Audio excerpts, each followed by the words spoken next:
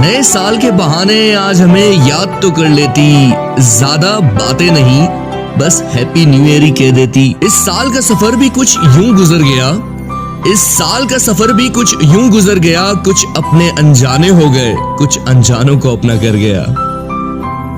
आप साल बदलते देख रहे हैं, मैंने सालों भर लोगों को बदलते देखा है। धीरे धीरे सब छोड़कर चले जाते हैं। दिसंबर तो सिर्फ एक महीना है, छोड़ गए पुराने साल की तरह पुराने यार भी। उसे नया साल भी मुबारक और नए यार भी मुबारक।